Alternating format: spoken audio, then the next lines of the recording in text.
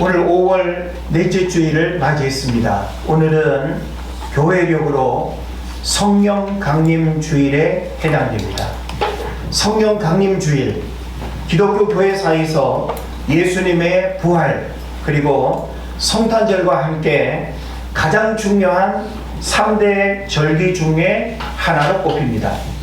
3대 절기 중에 하나니까 오늘 성령 강림 주일은 어떤 면에서는 굉장히 중요한 절기일 수 있고 축제처럼 우리가 기뻐하고 굉장히 중요한 날로 우리가 그 의미를 되새겨야 할 것입니다.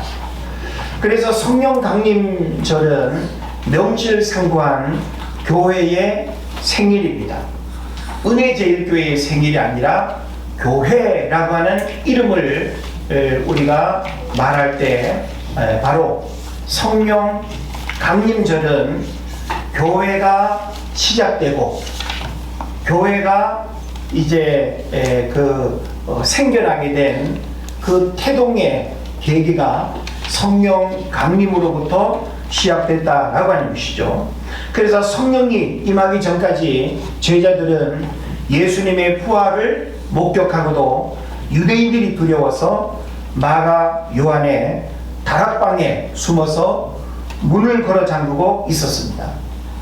그러나 오순절날 성령이 불의 혀처럼 각 사람 위에 임하자 두려움에 떨던 이들이 문을 열고 나와서 담대히 복음을 선포하기 시작했습니다.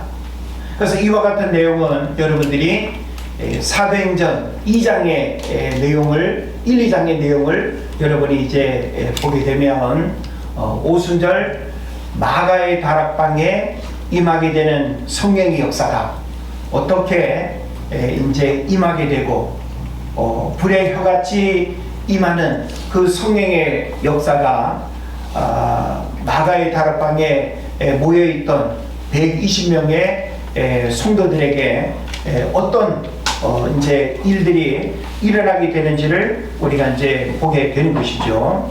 자, 그래서 성령의 강림으로 인해서 비로소 예수를 그리스도로 고백하는 유기적 공동체, 즉 지상교회가 역사 무대에 공식적으로 등장하게 되었던 것입니다. 그래서 오늘 우리는 성령 강림절 혹은 성령 강림주일로 우리가 이제 절기를 우리가 지키게 될 때 이 땅에 세워진 모든 교회들은 바로 성령 강림으로 인해서 이 땅의 모든 교회들이 시작되었다라고 하는 사실을 여러분 기억하시기를 바랍니다. 자, 그런 맥락에서 우리 은혜제일교회도 벌써 30여 년이라고 하는 그런 시간적인 이제 흐름이 있습니다만은 성령님이 세우시고 오늘까지 일하시고 역사하신 줄로 믿습니다. 그래서 교회는 성령님이 일하시는 현장이 되어야 하고 교회에 하나님의 성령이 운행하지 않고 하나님의 성령이 역사하지 않고 찬양, 예배, 기도, 사역, 전도 모든 목회 현장 속에 하나님의 성령의 일하심을 생각하지 않을 수가 없습니다. 하나님의 성령의 일하심을 무시할 수 없습니다. 하나님의 성령의 일하심이 없는 예배, 그것은 예배일 수 없습니다. 하나님의 성령의 일하심이 없는 기도, 그것은 주문입니다. 하나님의 성령의 일하심이 없는 전도일 수가 없죠. 하나님의 성령의 일하심이 없는 선교, 뭘 우리가 상상할 수 있겠습니까?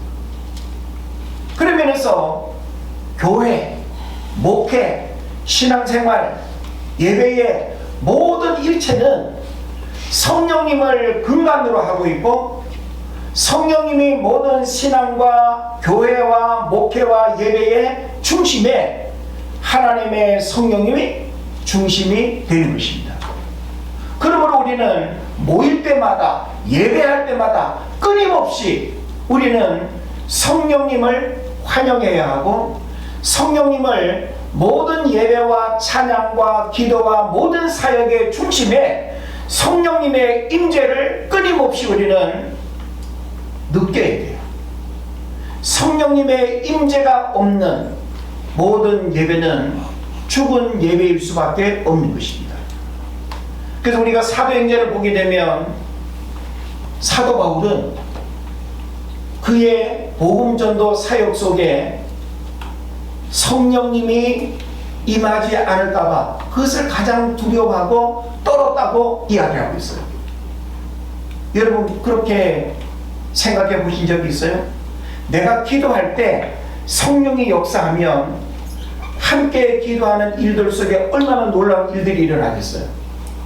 우리가 찬양을 하게 될 때 찬양이 단순한 노래, 단순한 어떤 가사의 고백이 아니라 찬양 속에 거하시는 그 성령의 역사가 일어나면 그 찬양을 통해서도 엄청난 치유와 엄청난 역사가 일어나는 거예요. 그로 인해서 찬양 사역자들은 철저하게 하나님의 성령의 임재를 사모하고 그 성령의 임재 속에 드려지는 찬양이 될 수 있도록 준비해야 됩니다. 예배 말할 수가 없습니다. 그런 면에서 우리는 교회가 철저하게 성령이 일하시게 하는 교회가 되고 성령의 임재가 있는 교회가 되어질 때 우리의 신앙생활이 즐겁고 편안하고 그리고 신앙생활을 통한 놀라운 축복의 역사, 성령의 역사들을 진정으로 우리가 경험하게 되는 거예요. 건물, 프로그램, 시스템, 어떤 교회가 가지고 있는 인적, 물리적 자원, 그것으로 우리가 편안함을 느끼는 게 아니에요. 신앙생활은 교회 안에 하나님의 성령이 역사하는 그 일들이 어떻게 경험되어지는가를 통해서 성도들이 신앙생활의 그런 어떤 실제적인 체험을 통해서 신앙생활의 어떤 즐거움과 유익과 그리고 신앙생활의 능력들을 경험하게 되는 거예요. 이것을 우리는 끊임없이 사모하고 그리고 이것이 사라지지 않도록 하기 위해서 늘 경계해야 될 줄로 믿습니다. 인생을 살다 보면 의욕적으로 시작했다가 중간에 멈춰 서버린 미완성의 영역들이 심심찮게 일어납니다. 기도하다가 지쳐서, 기도하다가 너무 힘들어서 포기하고 있는 많은 제목들 있을 수 있죠. 또 어떤 직분과 사명의 일들을 너무도 힘들어서 나 이제 더 이상 못해 하면서 포기하고 있는 일들도 있습니다. 혹은 어떤 관계의 어려움이 깨어진 경우들도 있습니다. 또 가정에 심각한 어려움을 극복하지 못하고 가정이 침체되어 있는 그런 경우들도 있습니다. 오늘 우리가 성경을 통해서 우리가 좀 생각해 보면 바벨론에서 돌아온 이스라엘 백성들이 바로 그러했습니다. 성전 기초를 놓고 감격의 눈물을 흘렸지만 방해와 가뭄이라는 현실의 장벽 앞에서 공사를 멈춘 지 어느덧 16년이 흘렀습니다. 여러분, 건물을 짓는 일이 기초공사로부터 단계적으로 진행이 돼야 되잖아요. 그런데 기초공사만 해놓고 미완성의 일로 멈춰버린 지 16년이 됐다고 여러분 생각해 보세요. 여러분이 기도하는 일, 여러분이 어떤 인생 속에 마땅히 진행하고 마무리하고 뭔가를 이루어야 되는 어떤 일들을 시작만 해놓고 마무리하지 못하고 더 이상 진행하지 않고 있는 일들이 만약에 16년이라고 하는 시간 동안 멈춰져 있다고 한다면 여러분 어떠시겠어요?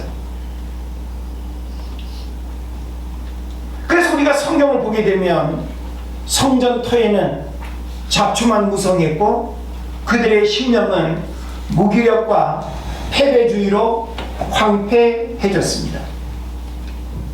그래서 어떤 면에서 우리도 낙심해서 손을 놓고 이렇게 16년이라고 하는 시간이 지나가 버렸는데 이제 뭘 할 수 있겠어?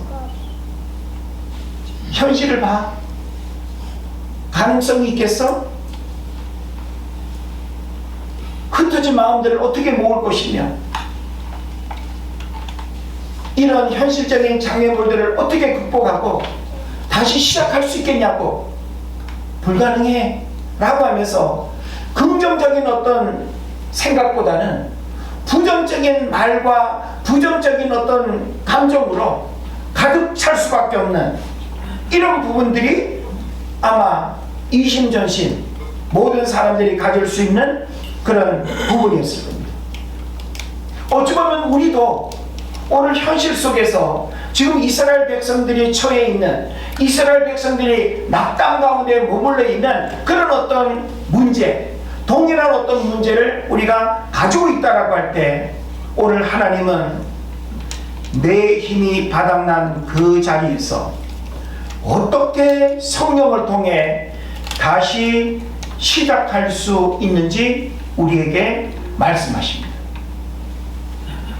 BC 538년 엄청난 과거의 시간으로 지금 우리는 이제 돌아갈 것입니다. BC 538년이니까 지금으로부터 2538년이 되는 거죠. 약 2500년 전을 여러분 생각해 보십시오. 페르시아, 지금의 어디예요? 이란입니다. 페르시아 고레스 왕의 조서로 바벨론 포로에서 돌아온 약 5만 명의 이스라엘 백성들의 감격은 대단했습니다. 여러분 생각해 보세요. 북이스라엘, 남유다라고 하는 두 나라가 하나님의 심판을 받아서 멸망을 당했잖아요. 북이스라엘은 바벨론의 멸망을 당했단 말이에요. 그런데 하나님의 놀라운 섭리로 70년이 지난 후에 바벨론 포로로 잡혀갔던 이스라엘 백성들이 1차, 2차, 3차 귀환을 했어요. 1, 2, 3차 바벨론 포로에서 고국으로 돌아오는 일들이 있었다 이 말이에요. 그래서 그들이 고국으로 돌아와서 해야 할 일은 바로 성전을 재건하고 성을 다시 쌓고 자기들이 살아야 할 집을 짓고 하는 그런 이제 가장 기본적인 일들을 해야 하는 일이었죠. 그래서 5만 명의 이스라엘 백성들 바벨론 포로에서 돌아올 때 그 감격이라고 하는 것은 이루 말할 수가 없습니다. 왜? 자기들의 어떤 노력과 자기들의 힘으로 되어진 것이 아니라 이것은 전적인 하나님의 배려였어요. 왜? 하나님께서 그 바벨론 왕의 마음속에 그 포로로 잡아온 백성들을 자기 나라로 되돌아가서 살도록 정책을 바꾸는 마음을 줬거든요. 그러니까 싸우지 않고 노력하지 않고 인간적인 어떤 방법으로 애쓰지 않았는데도 불구하고 어느 날 고국으로 돌아가게 되는 일들이 일어났다 이 말이에요. 그러니까 얼마나 감사하고 기쁜 일입니까? 그래서 총독 스룹바벨과 대제사장 여호수아의 인도로 이드메인 BC 537년 예루살렘 성전의 기초를 놓았을 때만 해도 곧 찬란한 성전이 완성될 줄 알았습니다. 우리가 건물을 우리가 짓게 될 때 기초공사만 우리가 해도 시작이 반이라, 그죠? 우리가 어떤 일들을 시작만 해도 이미 그냥 절반이 된 것 같고, 그죠? 뭔가 막 완성된 그림에 막 느껴지고 그러지 않습니까? 이 솔로몬 성전은 처음 지어진 성전인데, 바벨론의 바벨론의 이 멸망을 당할 때에 솔로몬 성전이 어떻게 됐습니까? 다 그냥 회파됐어요. 다 무너졌고, 그 휘황찬란한 보석과 보물과, 예? 금, 은, 보석 이런 것들은 다 그냥 불에 타서 녹아지고 다 그냥 빼앗기고 흔적도 없이 사라졌습니다. 그 자리에 성전을 다시 짓는 일은 이스라엘 백성들에게 있어서는 야훼 하나님을 섬기는 그 신앙 까닭에 그 어떤 일보다 우선해야 했고, 그 어떤 일보다 성전을 건축하는 일이 가장 중요한 일이었습니다. 그래서 기초공사를 그렇게 함으로 인해서 그 다음 단계 일들이 기둥을 세우고 지붕을 올리고, 예? 이제 뭐 시장을 하고 하는 그런 일들이 착착착 시간이 얼마 지나면 아름답게 완공될 거라고 그렇게 생각을 했다 이 말이에요. 그러나 여러분, 기초공사를 똑하니 이렇게 하고 나니까 거기에 살고 있는, 예? 원주민들과 그 주변에 여러 이방 족속들이, 이 히브리 민족들이 바벨론 포로로 잡혀가가지고 살다가 어느 날 수만 명이 돌아와가지고 막 웅성웅성대고 막 시끌벅적하고 막 그냥 이상한 분위기가 되더니, 옛날 솔로몬 성전의, 그 화려함을 생각하면서 기초공사를 하고 뭔가 도시가 이제 꾸며지는 그런 일들이 일어나는 걸 지금 이제 보게 되는 거예요. 그걸 내버려 두겠어요? 이것은 그들이 봤을 때는 엄청난 위협으로 여겨지는 거예요. 이미 자기들이 그 땅에서 기득권을 누리면서 살고 있는데, 하나의 민족이 거기에서 어떤 또 문화를 형성한다라고 하는 이것은 결코 허락할 수 없는 그런 문제가 아니겠어요? 그래서 이 사마리아인들의 집요한 방해가 있었는데, 기득권을 잃을까 두려워했던 주변 민족들이 페르시아 왕실에 뇌물을 주면서 상소문을 올리고 행정적으로 공사를 중단시켜 버렸습니다. 또한 내부적인 경제난과 영적 침체가 있었는데, 엎친 데 덮친 격으로 극심한 가뭄과 흉년이 찾아왔고, 백성들은 아직 성전을 건축할 때가 아니다 라면서 낙심하여 각자 자기 집을 짓는데 급급해졌습니다. 그래서 이와 같은 내용은 학개서를 우리가 보게 되면, 학개서의 내용은 제가 지금 여러분에게 말씀드린 이와 같은 내용들이 보충적으로 기록되어 있어요. 그러니까 성전 건축을 먼저 하기를 원했는데, 성전 건축이 자기들의 뜻대로 이렇게 진행이 되지 않고 여러 가지 장애와 현실적인 어려움을 이렇게 이제 겪게 되니까 성전 건축을 스톱해버리고, 그 다음에 뭘 먼저 했을까요? 자기들이 살아야 될 집부터 짓는 거예요. 성전 건축이 시간이 더 많이 걸리거든요. 자기들이 사는 집은 쉽고 빠르잖아요. 그러니까 자기들이 살아야 할 집들을 이제 또 짓는 일이 바빠지기 시작한 겁니다. 그렇게 16년이라고 하는 긴 세월 동안 성전 공사는 완전히 중단된 채 방치되었습니다. 그래서 백성들은 무기력해졌고, 지도자 스룹바벨의 리더십은 바닥을 쳤습니다.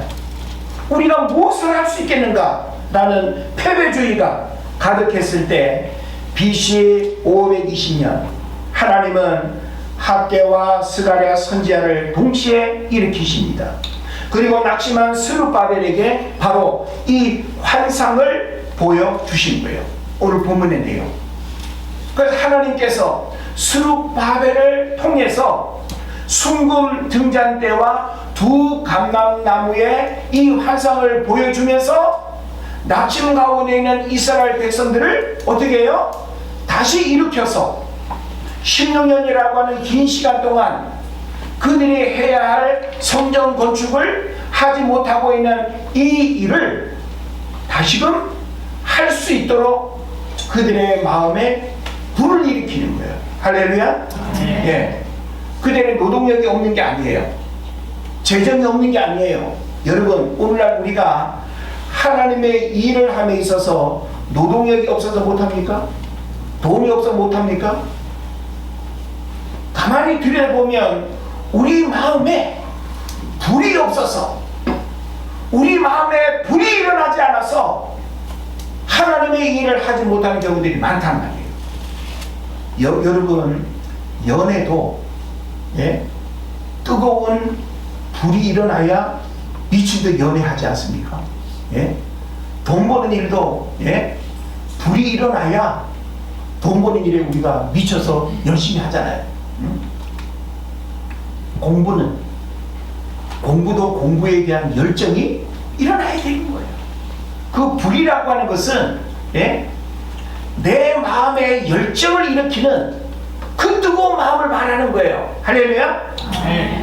그래서 우리는 신앙생활도 나의 어떤 차가운 이성의 감정이 아니라 하나님의 성령이 내 마음을 일으키는 성령의 역사가 우리 마음속에 임해야 된다는 사실을 여러분 깨달으시기 바랍니다. 그래서 냉랭한 가슴으로는 안 됩니다. 차가운 가슴으로도 안 됩니다. 우리는 하나님의 성령이 내 마음속에 불을 주셔서 그 뜨거운 심령과 뜨거운 가슴으로 하나님의 일들을 할 수 있도록 해야 된다는 것을 우리가 깨달아야 되는 것입니다. 그래서 2절, 3절의 내용을 또 12절의 내용을 통해서 우리는 성령의 공급선에 기도로 연결되어야 된다라고 하는 하나의 메시지를 오늘 우리가 발견하면 좋겠습니다. 스가랴가 본 환상 속의 등잔대는 사람이 일일이 기름을 붓지 않아도 살아있는 두 감람나무로부터 파이프를 통해 끊임없이 자동으로 기름이 공급되어 불을 밝혔습니다. 이거 뭘 의미할까요? 성령의 일하심은 내 안에서 쥐어짜내는 열심이 아닙니다.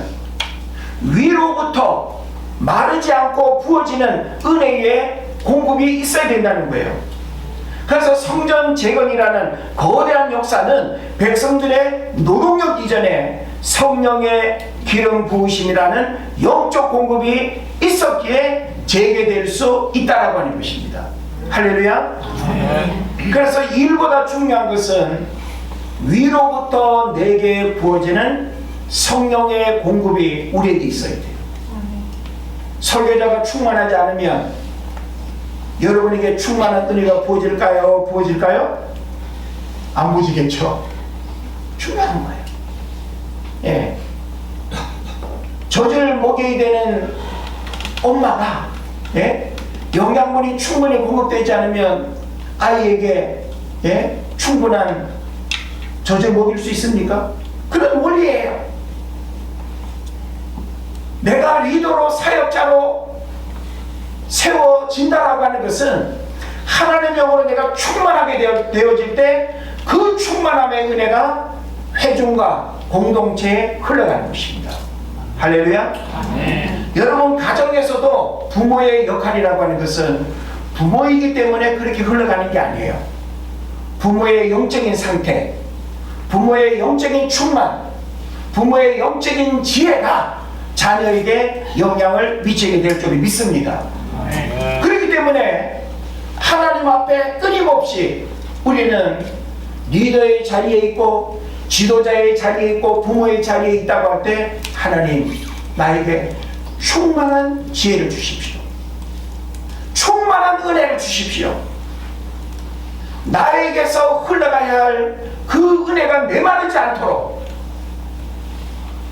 그런 면에서 목회자는 늘 메마르지 않기 위해서 깨어 기도해야 되고, 그래서 저 자신도 저를 위해서 기도해야 되지만 여러분이 여러분을 위해서도 목회자를 위해서 기도해야 될 줄로 믿습니다. 예.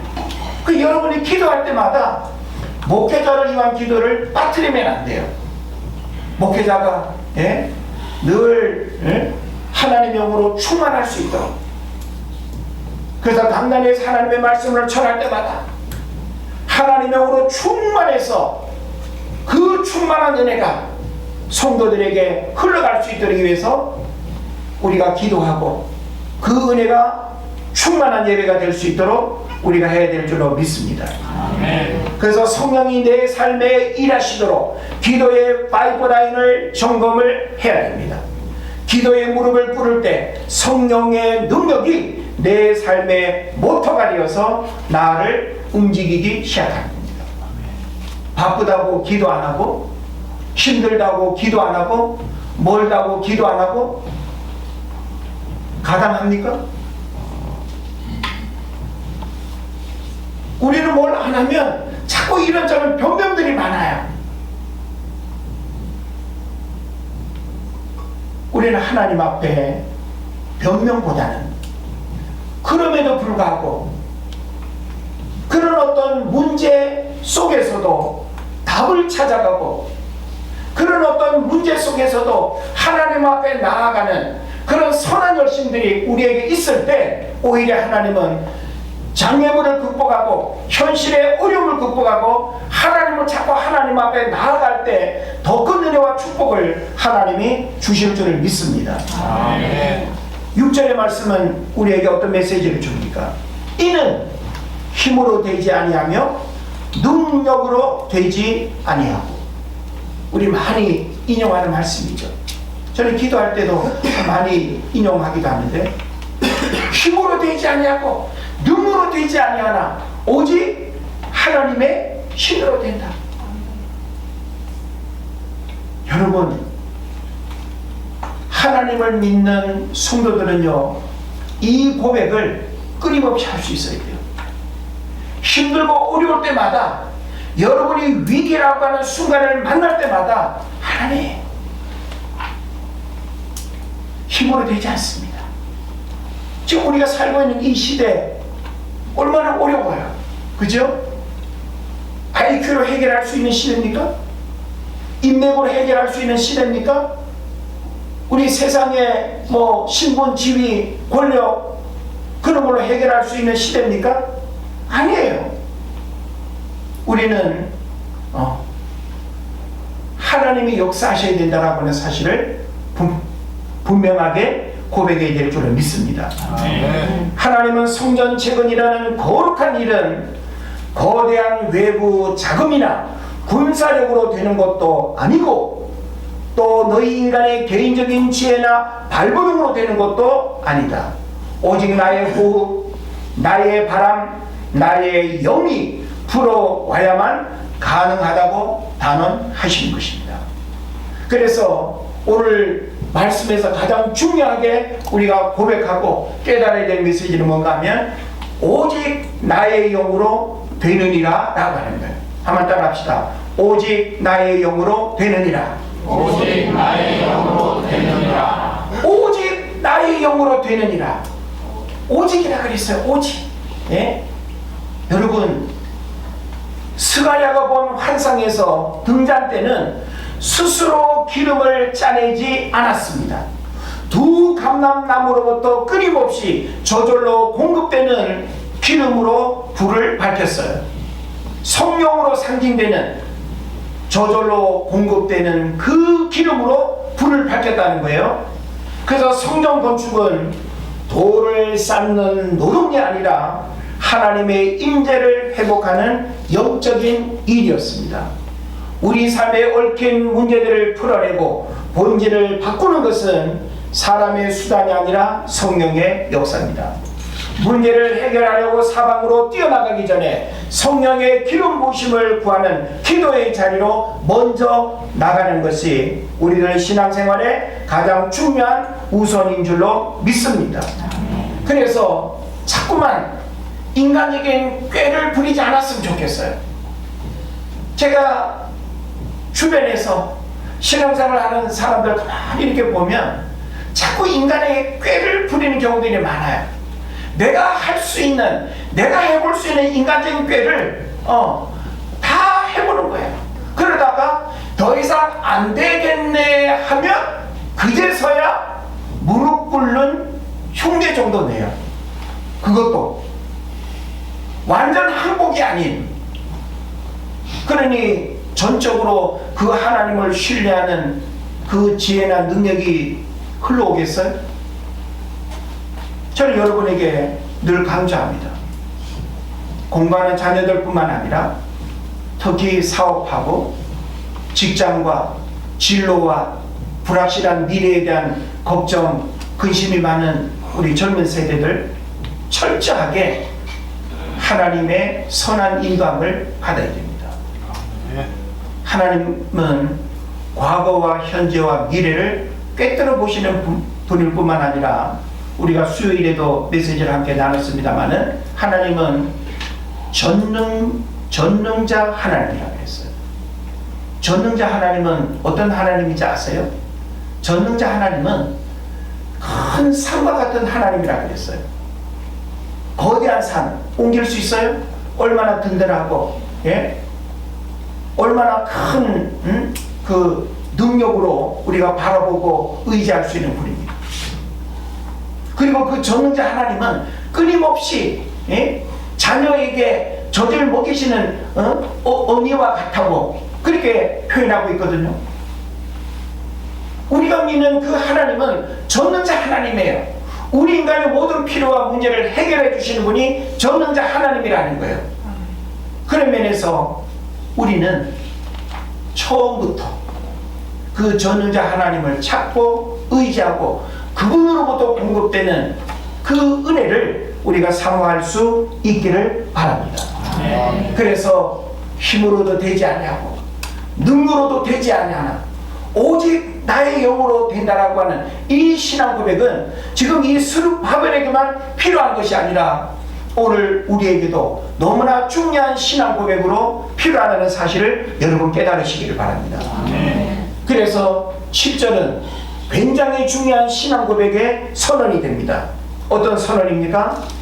7절 큰 산아 내가 무엇이냐? 내가 스룹바벨 앞에서 평지가 되리라. 이런 찬양도 있죠?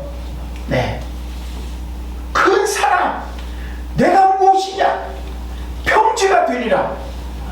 야, 산을 향해서 평지가 되라고 선언할 때 평지가 되버리는 역사가 일어난다는 거죠. 예? 역사적인 맥락에서는 성전 재건을 가로막는 사마리아의 그 방해 세력과 페르시아의 공사 중단 조치 그리고 백성들의 마음속에 가득한 절망을 상징한다고 볼 수 있습니다. 그래서 원문은 매우 선포적입니다. 거대한 산아 내가 감히 스룹바벨 앞에서 무엇이냐? 너는 아무것도 아니다. 순식간에 평평한 길이 될 것이다. 이런 의미가 되는 거예요. 그래서 성령이 임하시면 인간이 도저히 넘어설 수 없어 보이던 구조적, 환경적 장애물이 완전히 평평해진다는 강력한 승리의 선포가 된 것입니다.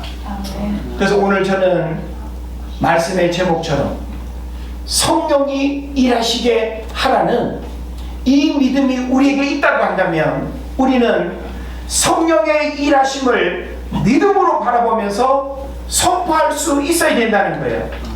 어떤 선포를 해야 될까요? 나를 둘러싸고 있는 장애물이 제거되도록 선포해야 됩니다.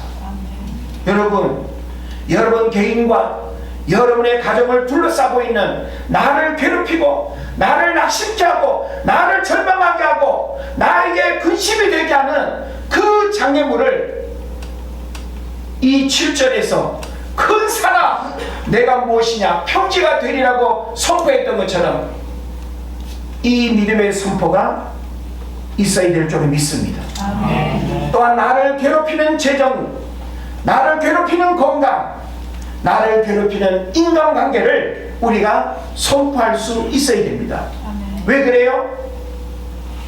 힘으로 되지 않고 능으로 되지 아니하나 오직 나의 신으로 된다라고 하는 이 믿음을 우리가 갖고 있다고 한다면 우리가 명령하고 선포하는 그 일들마다 하나님께서 평지가 되게 하는 역사가 일어날 줄로 믿습니다. 또한 내 힘으로 해결되지 않고 있는 결혼 문제, 직장 문제, 사업장을 믿음으로 우리는 선포할 수 있어야 됩니다. 그냥 단순하게 그렇게 해 주시기를 원합니다가 아니라 우리는 그렇게 기도할 수 있죠. 하나님 그렇게 해 주시기를 원합니다가 아니라 우리는 하나님이 하실 일들을 믿음으로 바라보고 성령이 일하시게 함을 우리가 믿음으로 바라보면서 우리는 나를 둘러싸고 있는 모든 세상의 불신앙의 악함들을 향해서 우리는 선포하는 기도를 할 수 있어야 할 것입니다. 그래서 성령이 역사하시자 어떤 일이 일어났을까요?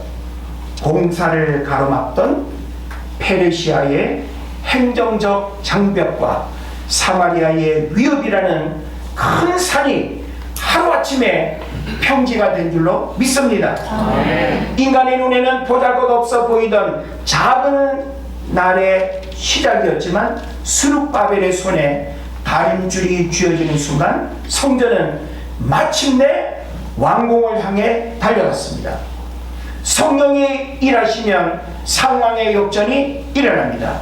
막혔던 문들이 열리고 대적들의 마음이 변하며 낙심했던 통역자들이 다시 일어나는 것입니다. 아멘. 내가 하면 산을 넘어야 하지만 성령이 하시면 산이 평지가 되는 것입니다. 아멘. 지금 내 눈앞에 보이는 초라한 현실이나 거대한 장벽 때문에 두려워하지 마십시오. 성령을 의지하여 오늘 내가 할 수 있는 작은 순종의 벽돌 하나를 올려놓을 때 하나님은 큰 산을 평지로 바꾸시는 기적을 명하십니다. 그래서 10절 말씀, 작은 날의 일이라고 멸시하는 자가 누구냐? 라고 이렇게 말씀했습니다. 보잘것없는 것들, 작고 미미한 시작을 뜻합니다. 포로에서 돌아와 다시 짓는 성전은 과거 솔로몬 성전의 화려함에 비하면 너무나 초라하고 보잘것없었습니다. 그러나 노인들은 통곡했고 대적들은 비웃었습니다. 하나님은 인간의 눈에 초라해 보이는 시작을 비웃지 말라고 경고하십니다. 그래서 성령의 손 휠에 붙들린 다림줄을 보는 자는 기뻐하게 될 것이라고 말씀합니다. 성령의 일하심은 언제나 작고 미약한 순종에서 시작되어 위대한 완성으로 나아가기 때문입니다. 그래서 이스라엘 백성들은 결국 성령의 역사로 BC 516년 성전을 완공해 냅니다. 16년 동안 멈췄던 일이 성령의 바람이 불자 단 4년 만에 끝난 것입니다. 그들의 성전이 마지막 머릿돌을 놓을 때 외친 고백은 내 능력이 대단했다. 와, 우리가 해냈어. 우리 정말 능력 많지. 다 아니라 우리가 성경을 보면 오직 은총. 뭐예요? 이거는 하나님이 하신다는 거예요. 우리가 능력이 있어서 한 것이 아니라 은총 그에게 있을지어다. 그래서 성령을 의지할 때 하나님은 방해물을 제거하시거나 혹은 그 방해물을 뛰어넘을 믿음을 주십니다. 결국 성전에 머릿돌을 놓으며 은혜가 그에게 있을지어다 라고 찬송하게 하셨습니다. 모든 것이 하나님의 은혜였음을 고백하게 하시는 그런 내용을 오늘 우리가 마지막으로 이렇게 살펴보면서 바벨론 포로에서 돌아온 이스라엘 백성들 16년이라고 하는 긴 시간 동안 낙심과 패배 속에 절망하고 있었지만 하나님은 그들을 다시금 일으켜서 그 일들을 완성케 하셨는데, 그 일은 그들이 가지고 있는 인간적인 힘으로가 아니라 하나님께서 그들의 마음속에 하나님의 성령이 일하시게 함을 믿음으로 바라보면서 그 일을 하게 하셨다라고 하는 사실을 우리에게 가르쳐주고 있습니다. 오늘날 우리도 우리 삶에 멈춰져 있는, 우리 삶에 내 힘으로 할 수 없어 포기되어져 있는 수많은 일들을 다시금 하나님 앞에서 점검하고 하나님의 성령이 일하게 하심을 믿음으로 바라보면서 선포하고, 그 하나님의 성령이 친히 일하시게 함을 통해서 새롭게 고백되어지고 그리고 새롭게 회복되어지는 그 놀라운 일하심의 역사들을 여러분이 축복으로 경험하는 은혜가 있기를 주의 이름으로 축원을 드립니다. 기도하겠습니다.